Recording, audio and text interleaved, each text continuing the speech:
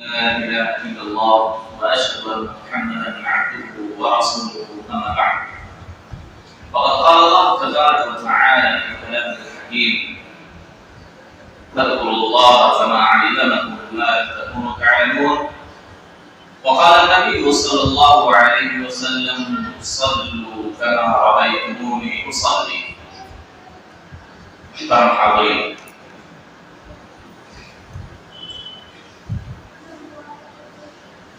نماز میں ہونے والی غلطیاں، اس سلسلے کی یہ 7ویں کڑی یا 7ویں نشست ہے. اس سے قبل ہم نے تکبیر تحریمہ یعنی اللہ اکبر کہہ کر ہم نماز میں داخل ہوتے ہیں، اس میں کتنی ساری غلطیاں کرتے ہیں اس کی ہم نے وضاحت کی. تقریباً 8 سے 10 غلطیاں جو تکبیر تحریمہ کہنے میں ہم سے ہوتی ہیں اس کی وضاحت کی، اور ہم نے یہ بھی بتایا کہ تکبیر تحریمہ میں غلطی گویا کہ ہماری نماز کے باطل ہونے کا سبب ہے. اور اسی طریقے سے رفع یدین کا صحیح طریقہ ہم نے آپ کے سامنے ذکر کیا کہ رفع یدین جب ہم کریں تو ہماری یہ جو ہتھیلی ہے یہ قبلہ رخ ہونی چاہیے، انگلیاں ہمارے نہ بہت زیادہ کھلی ہو نہ ملی ہوئی، اس طرح ہمارا کیا ہے رفع یدین ہونا چاہیے. اور اس کے علاوہ بھی کئی ساری غلطیوں کی وضاحت آپ کے سامنے رکھی گئی.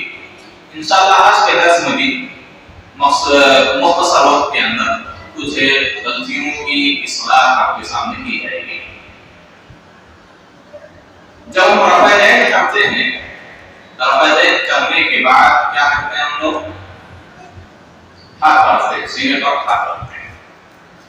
لیکن رفع سینے پر ہاتھ باندھنے سے پہلے بعض لوگ ایک اور غلطی کرتے ہیں. تو کیا ہے؟ کچھ لوگ ہے اللہ اکبر کہہ کر پہلے ہاتھ نیچے کرتے ہیں، پھر اس کے بعد نیچے اللہ اکبر. یہ طریقہ درست نہیں. آپ کو ہاتھ نیچے کرنے کی ضرورت نہیں. آپ نے کہا اللہ اکبر، اللہ اکبر، ہاتھ چھوڑنے کی ضرورت نہیں. آپ سیدھا ایسے سینے پر ہاتھ. دوسری بات، تکبیر تحریمہ کرنے کے بعد ہم کو ہاتھ کا ایک سیدھے باندھنا. کہاں باندھنا ہے؟ اس سلسلے میں بعض لوگ بہت ساری غلطیاں کرتے ہیں. کچھ لوگ سستی کا علم نہیں تو ہاتھ رکھ لیتے ہیں، یہیں پر ہاتھ رکھ لیتے ہیں، نہ تو ناک کے نیچے ہے نہ تو سینے پر رکھیں گے. اور کچھ لوگ کیا ہے، آپ نے دیکھا ہوگا کہ یہاں رکھتے ہیں، یہاں اس طرح نہیں آتا، اس طرح کچھ لوگ ایسا رکھتے ہیں. یہ سب طریقے غلط ہیں، یہ کتاب و سنت سے ثابت نہیں. اس پر ذراع، اس پر ہاتھ رکھنے کا ثبوت کسی بھی صحیح حدیث میں موجود نہیں. تو ہاتھ باندھنے کا صحیح طریقہ کیا ہے؟ آپ صلی اللہ علیہ وسلم سے 2 سنتیں ثابت ہیں. پہلی سنت کیا ہے کہ آپ دائیں ہاتھ کو بائیں ہاتھ پر رکھتے تھے، اور دوسرا طریقہ یہ ہے کہ کبھی دائیں ہاتھ سے بائیں ہاتھ کو پکڑتے تھے. اب اس کی کیفیت کیا ہے؟ میں آپ کو حدیث سناتا ہوں. آپ صلی اللہ علیہ وسلم بیان فرماتے ہیں، آپ صلی اللہ علیہ وسلم کا عمل ایک صحابی نقل کرتے ہیں، ابو حمید الساعدی رضی اللہ تعالی عنہ کہتے ہیں، وائل بن حجر رضی اللہ تعالی عنہ صحیح حدیث ہے، کہتے ہیں کہ انہوں نے کہا کہ لَأَنظُرَنَّ إِلَى صَلَاةِ رَسُولِ اللَّهِ صلی اللہ علیہ وسلم كَيْفَ يُصَلِّي. کہا کہ آج میں دیکھوں گا کہ اللہ کے رسول کیسے نماز پڑھتے ہیں. ایک صحابی ذرا دیکھیے نبی صلی اللہ علیہ وسلم کی نماز پر غور کر رہے ہیں کہ آپ کی نماز کا طریقہ کہ آپ کیسے کیسے رکوع کرتے ہیں، کیسے سجدہ کرتے ہیں، کیسے ہاتھ باندھتے ہیں، تشہد میں کیسے بیٹھتے ہیں. تو بعض روایت میں لَأَرْمَقَنَّ، میں بہت غور سے آپ نبی کی نماز کو دیکھوں گا کہ آپ نماز کیسے پڑھتے ہیں. اس میں سے حدیث کا ایک ٹکڑا ہے، کہتے ہیں فَنَظَرْتُ إِلَيْهِ، میں نے آپ کو دیکھا، فَقَامَ فَكَبَّرَ وَرَفَعَ يَدَيْهِ، آپ کھڑے ہوئے نماز کے لیے تکبیر بولی اللہ اکبر، اور آپ نے دونوں ہاتھوں کو اٹھایا کہاں تک؟ کان کی لو تک. یہاں تک آپ صلی اللہ علیہ وسلم نے اپنے دونوں ہاتھوں کو اٹھایا، اور اس کے بعد کہتے ہیں ثم وضع يده اليمنى علی ظہر کفہ الیسری والرسغ والصاعد. یہ مستدرک حاکم کی روایت ہے. حدیث کی ایک کتاب ہے سنن ابی داؤد، آپ نے سنا ہونا ابو داؤد، تو سنن ابی داؤد میں یہ روایت موجود ہے. انہوں نے کہا جب میں نے اللہ کے رسول کو دیکھا کہ آپ نے اللہ اکبر کہہ کر کانوں تک ہاتھ اٹھایا اور اس کے بعد داہنے ہتھیلی کو بائیں ہتھیلی اور کلائی اور بازو پر رکھا. کیسے کیفیت کیا ہے؟ کیفیت رکھنے کی یہ ہے، یہ اس پر بھی ہونی چاہیے آپ کی ہتھیلی کا کچھ حصہ، اور یہ کلائی پر بھی ہونا چاہیے، اور اس پر بازو پر بھی کچھ حصہ ہونا چاہیے. آپ اس طرح رکھیں، اس طرح یہ ہاتھ رکھنا ہوگا، ایسے ہم کو ہاتھ رکھنا، اس پر بھی ہو، کلائی پر بھی ہو، اس پر بھی. کچھ لوگ اس طرح رکھ لیتے ہیں، یہ درست نہیں ہے. یہ طریقہ یہاں سے آپ شروع کریں، انگلیوں کے بعد کے حصے سے یہاں سے شروع کریں آپ ایسا، تو آپ کو ہتھیلی پر بھی ہاتھ آ جائے گا، کلائی پر بھی آ جائے گا، اور اس پر بھی آ جائے گا، ساعد پر، بازو پر. تو اس طرح آپ کو ہاتھ رکھنا. یہ تو ہوا پہلا طریقہ، صرف ہم کو ہاتھ پر رکھنا، دائیں ہاتھ کو بائیں ہاتھ پر اس طرح رکھنا ہے.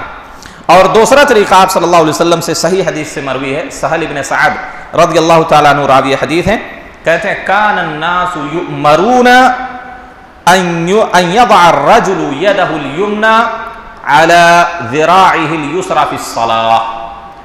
یہ صحیح مسلم وغیرہ کی بھی روایت ہے. کہتے ہیں لوگوں کو حکم دیا جاتا تھا، یعنی اللہ کے رسول لوگوں کو حکم دیتے تھے کس بات کا؟ کہ وہ اپنے دائیں ہاتھ کو بائیں بازو پر رکھیں، دائیں ہاتھ کو بائیں بازو پر رکھیں، اس طرح یہ رکھنا ہوا. سمجھ رہے؟ پہلا طریقہ ہم نے کہا یہ ہے، پہلا طریقہ یہ ہے. دوسرا طریقہ صلی اللہ علیہ وسلم سے یہ ہے، یہ رکھنا ہوا. اور اس طرح وضع آپ رکھتے تھے. کبھی کبھی آپ صلی اللہ علیہ وسلم کیا ہے، دائیں ہاتھ سے بائیں ہاتھ کو پکڑتے تھے. اس کی بھی صحیح حدیث ہے. وائل بن حجر کہتے ہیں رأیت رسول اللہ صلی اللہ علیہ وسلم اذا كان قائما في الصلاة فيقبض بيمينه على شماله. جب آپ نماز میں کھڑے ہوتے تو دائیں ہاتھ کو بائیں ہاتھ سے پکڑتے تھے. یا تو آپ اس طرح پکڑیں، ٹھیک ہے، اس طرح پکڑ بھی سکتے ہیں اور اس طرح پکڑ بھی سکتے ہیں. تو اس طرح پکڑیں چاہے، یا اس طرح ایسا رکھ لیں، ایسا رکھیں، یا اس طرح ایسا پکڑیں. یہ دو طریقہ. اب اس کے علاوہ جو یہ کچھ لوگ ایسا پکڑتے ہیں، کچھ لوگ ایسا رکھ لیتے ہیں، یہ طریقہ نبی صلی اللہ علیہ وسلم کا طریقہ نہیں ہے. آپ اس پر نہیں رکھ سکتے. سمجھ رہے ہیں؟ یہ یہاں رکھنے کا حدیث میں ثبوت نہیں. یہاں تک بس، یہاں تک بھی نہیں، یہاں بھی نہیں، یہ بھی نہیں. اور کچھ لوگ نہ تو سینے پر رکھتے ہیں. حدیث کے اندر آتا کیا ہے، آپ صلی اللہ علیہ وسلم اس کے بعد اپنے ہاتھ کو سینے پر رکھ لیتے تھے. وائل ابن حجر کی صحیح حدیث ہے، آپ سینے پر ہاتھ رکھتے تھے. کچھ لوگ ایسا رکھتے ہیں، پیٹ پر رکھتے ہیں. بعض لوگوں نے، میں بعض لوگوں کو بتلایا کہ بھائی اس طرح ہاتھ نہیں رکھنا چاہیے پیٹ پر، سینے پر ہاتھ رکھیں، پیٹ کے اوپر. تو لوگوں نے کہا کہ امام سدیس جو اتنے بڑے امام ہیں، خانہ کعبہ میں حرم میں نماز پڑھاتے ہیں، انہوں یہاں ہاتھ رکھتے، پیٹ پر رکھتے ہیں. میں کہا اچھا، تو اس کا مطلب آپ سدیس صاحب کی تقلید کر رہے ہیں. سدیس صاحب سے تو کہیں افضل اور بہتر امام ابو حنیفہ، ان کی بھی تقلید ہم کر سکتے تھے، لیکن ہم نے ان کی بھی نہیں تقلید کی، کیونکہ ہم نے ڈائریکٹ اللہ کے رسول کی نماز دیکھی کہ نبی کی نماز کیا تھی. ہم کو آج کے دور کے عالم کی تقلید کرنے کی کیا ضرورت ہے؟ جب ہم نے امام ابو حنیفہ کی تقلید نہیں کی تو سدیس صاحب کی تقلید کیوں کریں گے؟ جب نبی صلی اللہ علیہ وسلم کی صحیح سنت ہمارے سامنے موجود ہے کہ آپ سینے پر اس طرح ہاتھ باندھتے تھے یا اس طرح باندھتے تھے، لہذا پیٹ پر، ناف کے نیچے، ادھر ادھر ہاتھ باندھنے کی ہم کو ضرورت نہیں ہے. تو یہ ایک غلطی ہوتی تھی ہاتھ باندھنے میں.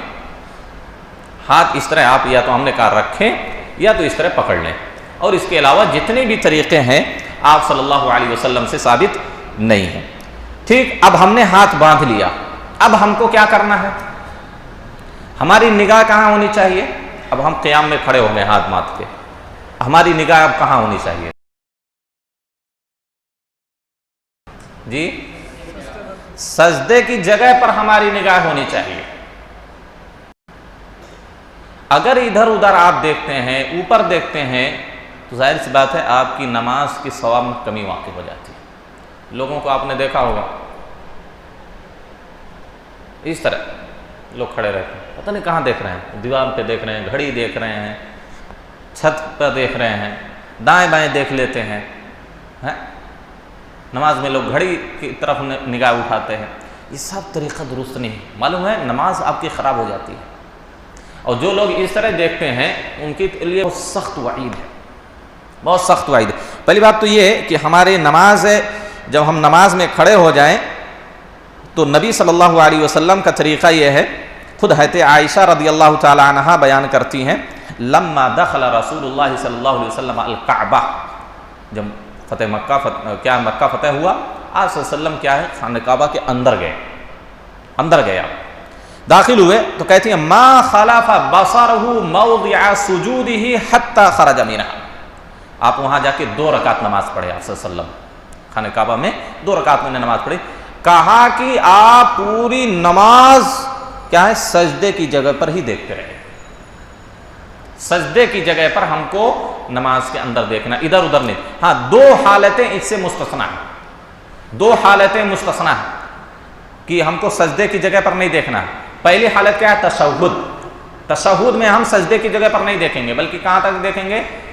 یہ شہادت کی انگلی کو ہم دیکھیں گے، شہادت کی انگلی کو۔ اور دوسری حالت کیا ہے؟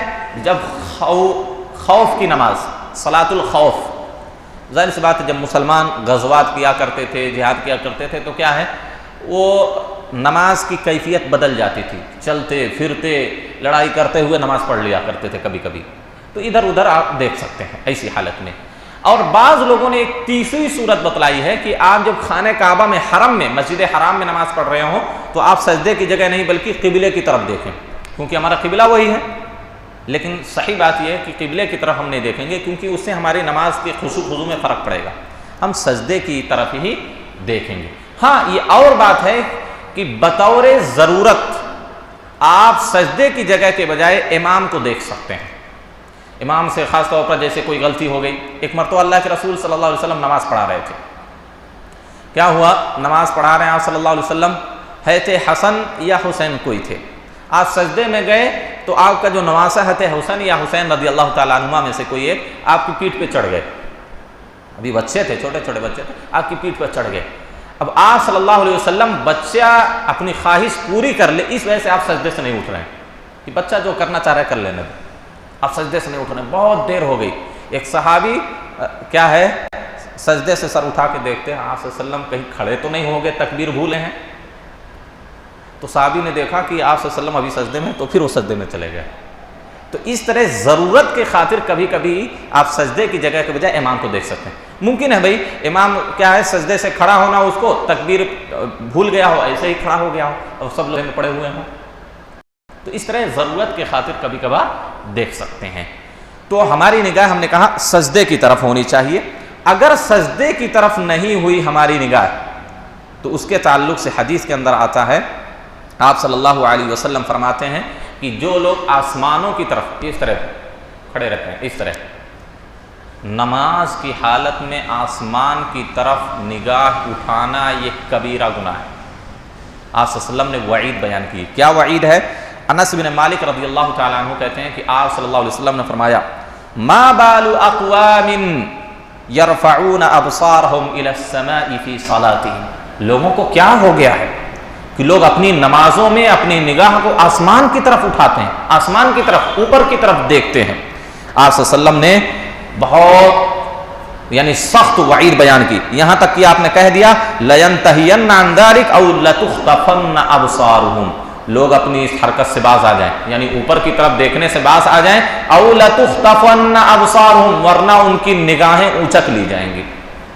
مطلب کیا؟ اللہ ان کو اندھا کر دے گا، اللہ ان کی بینائی بصارت کو چھین لے گا جو لوگ نماز میں اس طرح کھڑے رہتے ہیں، اوپر کی طرف دیکھتے ہیں۔ کتنی بڑی وعید ہے، ذرا سوچیے۔ اور کتنے ایسے لوگ ہیں جو اوپر نگاہ کیے رہتے ہیں۔ تو آپ صلی اللہ علیہ وسلم نے حدیث کے اندر کہا کہ اگر ایسے لوگ جو نماز کی حالت میں اوپر کی طرف دیکھتے ہیں، نگاہ اوپر اٹھاتے ہیں، قریب ہے کہ اللہ رب العالمین ان کی نگاہ کو اچک لے، ان کی آنکھوں کو اچک لے، ان کی بصارت چھین لے، ان کی بینائی سے ان کو محروم کر دے۔ یہ بہت بڑی وعید ہے۔ اس کی بہت ساری وجہ لوگ بیان کرتے ہیں کہ ممکن ہے فرشتے اللہ کی رحمت نازل ہو رہی ہو یا اور کچھ بھی وجہ ہو، حدیث میں تو کوئی وجہ بیان نہیں کی گئی، کہ آپ صلی اللہ علیہ وسلم نے دیکھنے سے کیوں منع کیا، کیوں کہا کہ سجدے کی جگہ پر صرف نگاہ ہونی چاہیے، اوپر نہیں ہونی چاہیے، دائیں بائیں نہیں ہونی چاہیے، اس کی اللہ جانے کیا وجہ ہے، لیکن علماء نے یہ کچھ وجوہات بیان کیے ہیں کہ رحمتیں نازل ہوتی ہیں، فرشتوں کا نزول ہوتا ہے، اور لیکن سب سے صحیح حکمت کیا ہے کہ ہماری نماز میں خلل پڑتا ہے، ہماری نماز کے خشوع اور خضوع میں کیا ہے خلل پڑتا ہے، ہمارا ذہن کیا ہے تقسیم ہو جاتا ہے، دوسری طرف کیا ہے چلا جاتا ہے ہمارا ذہن، اور نماز کی طرف سے ہمارا ذہن دوسری طرف چلا جاتا ہے، جس سے ہمارے ثواب میں کمی ہو جاتی ہے۔ اس بنیاد پر آپ صلی اللہ علیہ وسلم نے حالت نماز میں اوپر کی طرف دیکھنے سے منع کیا۔ اسی طریقے سے اگر کوئی دائیں بائیں بھی دیکھتا ہے، نماز میں کھڑے رہتا نا، اسے ادھر ادھر دیکھتے ہیں، آپ صلی اللہ علیہ وسلم نے کہا بہت بڑے خیر سے ایسے لوگ محروم ہیں۔ حدیث کے اندر آتا ہے کہ جب بندہ اپنی نماز کے لیے کھڑا ہوتا ہے، جب نماز کے اندر بندہ کھڑا ہوتا ہے، حضرت عائشہ رضی اللہ تعالی عنہا کہتی ہیں کہ اللہ رب العالمین، بندہ جب سجدے کی طرف جب تک دیکھتا رہتا ہے، اللہ رب العالمین اس کو غور سے اس کو دیکھتا رہتا ہے، اس کی طرف اپنی نظر کیے رہتا ہے۔ اللہ رب العالمین رشک کی نگاہ سے ایسے مصلی اور ایسے نمازی کو دیکھتا ہے جو اپنی نگاہ نیچے جھکا کے رکھتا ہے، اور جیسے ہی بندہ ایسا کیا، ادھر ادھر ذرا سا بھی ادھر ادھر مائل ہوا، پلک جھپکا، اللہ رب العالمین اپنا چہرہ پھیر لیتا اس سے۔ سوچیے کتنے خیر سے محروم ہو گیا آدمی۔ حدیث صحیح حدیث ہے، آپ صلی اللہ علیہ وسلم کی حدیث ہے، حارث العاشوری بیان کرتے ہیں، فَإِذَا صَلَّيْتُمْ فَلَا تَلْتَفِتُوا، جب تم لوگ نماز پڑھو تو ادھر ادھر مت دیکھو، ادھر ادھر مت دیکھو، کیوں؟ فَإِنَّ اللَّهَ يَنصَبُّ وَجْهَهُ لِوَجْهِهِ عَبْدَهُ فِي صَلَاةِ مَا لَمْ يَلْتَفِتْ، کیونکہ اللہ رب العالمین اپنا چہرہ یا اپنی نظر اس بندے کی طرف گاڑ کے رکھتا ہے، یعنی مسلسل اس کو غور سے دیکھتا رہتا ہے، رشک کرتا رہتا ہے، جب تک بندہ ادھر ادھر متوجہ نہیں ہوتا۔ ایک باپ اپنے بچے سے کتنی محبت کرتا ہے، کبھی کبھی اس کو چپکے سے دیکھتا ہے، کتنی محبت بھری نگاہوں سے اپنے بچے کو، جب کھیلتا ہے کودتا ہے، کوئی شرارت کرتا ہے، کتنی محبت کی نگاہ سے بچے کو دیکھتا ہے، اور اللہ رب العالمین ایک ماں سے بھی زیادہ اپنے بندے کو پیار کرتا ہے۔ اب اللہ رب العالمین آپ کی طرف متوجہ ہے اور آپ ادھر ادھر چہرہ پھیر رہے ہیں، اللہ رب العالمین آپ کی طرف متوجہ ہے، آپ کو دیکھ رہا ہے، اور آپ ادھر ادھر دیکھ رہے ہیں، ظاہر سی بات ہے یہ بے ادبی ہے اللہ کی، یہ اللہ کی شان میں گستاخی ہے، یہ اللہ کے ادب، اللہ کا ادب نہ کرنا۔ اسی وجہ سے جب بندہ ادھر ادھر دیکھتا ہے تو اللہ کہتا ہے جب اس کو میری پرواہ نہیں تو میں اس کی کیوں پرواہ کروں، اللہ بھی اپنی نگاہ سے پھیر لیتا ہے۔ اور دوسری روایت میں آتا ہے کہ حضرت عائشہ نے اللہ کے رسول صلی اللہ علیہ وسلم سے پوچھا نماز میں التفات کے بارے میں، ادھر ادھر دیکھنے کے بارے میں، آپ صلی اللہ علیہ وسلم نے کیا کہا، ہوا اختلاس یختلس الشیطان من صلاۃ العبد، یہ ایک طرح کا اچکنا ہے، نمازی کی ثواب کو شیطان اچک لیتا ہے، یعنی جب ہم سجدے کی جگہ کے بجائے ادھر ادھر دیکھتے ہیں تو شیطان کیا ہے ہماری نماز کو خراب کر دیتا ہے، یہ شیطان ہی ہم کو متوجہ کرتا ہے، ادھر دیکھنا ادھر دیکھنا ادھر دیکھنا، یہ ہماری نماز کی ثواب کو اس طرح اچک لیتا ہے، چھین لیتا ہے ہم سے گویا کہ۔ تو نماز میں ادھر ادھر نہیں دیکھنا چاہیے، سجدے کی طرف ہماری نگاہ ہونی چاہیے۔ اسی طریقے سے ایک اور چیز آپ کے سامنے ذکر کروں،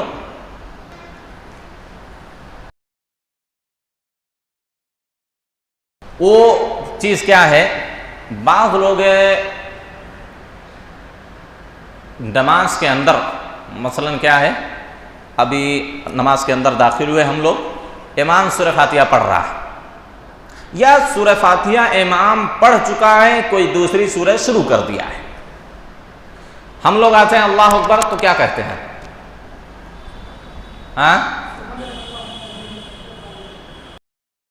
نہیں، جب ہم مسجد میں جب امام کے ساتھ شروع سے داخل ہوتے ہیں تب وہ، لیکن جب امام سورہ فاتحہ پڑھ لیا ہے اب آ کے ہم کیا پڑھتے ہیں، اللہ اکبر کہہ کر سورہ فاتحہ پڑھ لیتے ہیں۔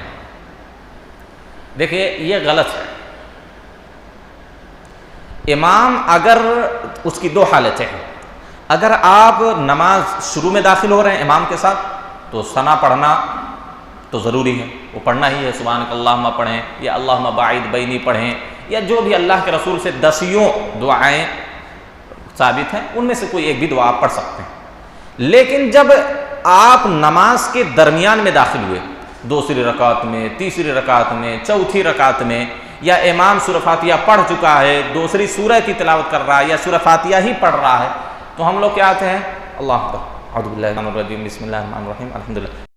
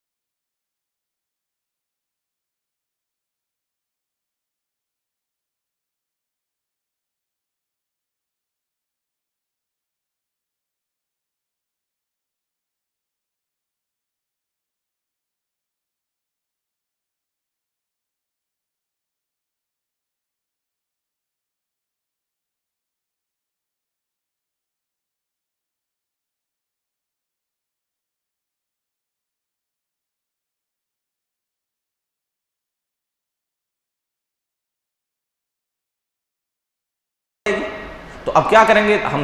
ایک ہی چیز اس میں پڑھ سکتے ہیں، یا تو ثنا پڑھیں یا سورہ فاتحہ، تو اسی صورت میں صرف ثنا نہیں پڑھیں گے۔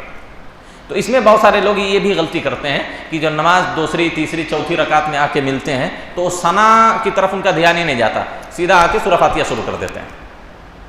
سورہ فاتحہ ہم کو نہیں شروع کرنا، پہلے ثنا پڑھ لیں گے، اگر ہم امام کی قرات ختم ہونے سے پہلے سورہ فاتحہ تک پڑھ سکتے ہیں تو، اور اگر نہیں پڑھ سکتے تو صرف سورہ فاتحہ پر اکتفا کریں گے۔ اور اسی طریقے سے بعض لوگ کیا کرتے ہیں، آتے ہیں جب امام رکوع میں چلا جاتا ہے پھر بھی وہ ہاتھ باندھ کر کے سورہ فاتحہ پڑھنا شروع کر دیتے ہیں۔ آپ نے دیکھا ہوگا امام صاحب رکوع میں جانے والے ہیں، اللہ اکبر کہہ دیا تو آ کے وہ کیا کریں گے، جلدی جلدی الحمدللہ سورہ فاتحہ پڑھنا شروع کر۔ یہ غلط ہے۔ امام کی اتباع اور اقتداء آپ کو ضروری ہے کرنا۔ امام اگر رکوع میں چلا گیا تو آپ کو رکوع ہی میں جانا ہے۔ اب آ کے آپ کو کھڑا ہو کر سورہ فاتحہ نہیں پڑھنے کی ضرورت ہے۔ اب آپ امام رکوع میں چلا گیا، رکوع میں چلے، امام سجدے میں ہے تو یہ انتظار نہیں کھڑا ہو کر کرنا چاہیے امام سجدے سے سر اٹھا لے تو آ کے صف میں ملیں گے، نہیں۔ آپ مسجد میں داخل ہوئے، اللہ کے رسول نے کہا کہ اگر امام رکوع میں ہے تو رکوع میں مل جاؤ، اور اگر سجدے میں ہے تم سجدے میں چلے جاؤ، انتظار نہیں کرنا، کیونکہ جماعت کے ساتھ ہم کو ایک سجدہ بھی مل گیا تو گویا کہ ہماری وہ نماز جو تنہا پڑھتے ہیں اس سے کہیں زیادہ یہ افضل ہے۔ جماعت تو ہم کو نہیں ملی، لیکن ایک سجدہ بھی امام کے ساتھ جماعت کے ساتھ ہم نے پڑھ لی تو اس کی الگ فضیلت ہے۔ لہذا انتظار نہیں کرنا چاہیے کہ امام جب تک سجدہ سے سر نہیں اٹھاتا لوگ کھڑے رہتے ہیں اسے صف میں، جب سجدے سے سر اٹھا لے گا، امام بیٹھ جائے گا یا کھڑا ہو جائے گا تو اس کے بعد اللہ اکبر کہیں گے۔ یہ کچھ غلطیاں تھیں جس کی طرف ہم نے توجہ دلائی۔ اس کے بعد انشاءاللہ ایک اور چیز، بعض لوگ کیا ہے، نماز ہر نماز کے اندر یا ہر رکعت کے اندر یعنی اعوذ باللہ اور بسم اللہ نہیں پڑھتے۔ جس طرح پہلی رکعت کے اندر اعوذ باللہ پڑھتے ہیں ہم لوگ ثنا کے بعد اعوذ باللہ من الشیطان الرجیم بسم اللہ، اسی طرح ہر رکعت میں بھی اعوذ باللہ پڑھنا چاہیے۔ ہر رکعت میں اعوذ باللہ پھر بسم اللہ پھر سورہ فاتحہ پڑھیں آپ۔ کچھ لوگوں کو دیکھا گیا، ائمہ صاحب کو دیکھا گیا، اللہ اکبر کہہ کے کھڑے ہوں گے، فوراً 2 سیکنڈ بھی نہیں لگتا وہ سورہ فاتحہ شروع کر دیتے ہیں۔ وہ کیسے اعوذ باللہ پڑھ لیتے ہیں، بسم اللہ پڑھ دیتے جلدی؟ اس کا مطلب ہے اعوذ باللہ بسم اللہ نہیں پڑھ رہے ہیں۔ تو ہر رکعت میں ہم کو اعوذ باللہ اور بسم اللہ پڑھنا ہے۔ کیوں؟ اللہ نے کیا کہا، فَإِذَا قَرَأْتَ الْقُرْآنَ فَاسْتَعِذْ بِاللَّهِ، جب بھی قرآن پڑھو، جب بھی تم قرآن پڑھو تو اعوذ باللہ پڑھو، جب بھی پڑھو۔ اب پہلی رکعت کے اندر ہم قرآن پڑھ رہے ہیں تو اعوذ باللہ کا، اب دوسری رکعت کے اندر قرآن ہی تو پڑھ رہے ہیں، حدیث تو نہیں پڑھ رہے ہیں، تو اس کے اندر بھی ہم کو سورہ کیا ہے، اعوذ باللہ من الشیطان الرجیم پڑھنا چاہیے، پھر بسم اللہ الرحمن الرحیم پڑھنا۔ کیونکہ اب پہلی رکعت ہم نے پڑھی، اس کے بعد رکوع کیا، رکوع کے اندر ہم نے ذکر کیا، پھر سجدہ کیا، سجدہ کا ذکر کیا، 2 سجدے کیے، اس کے درمیان ذکر کیے۔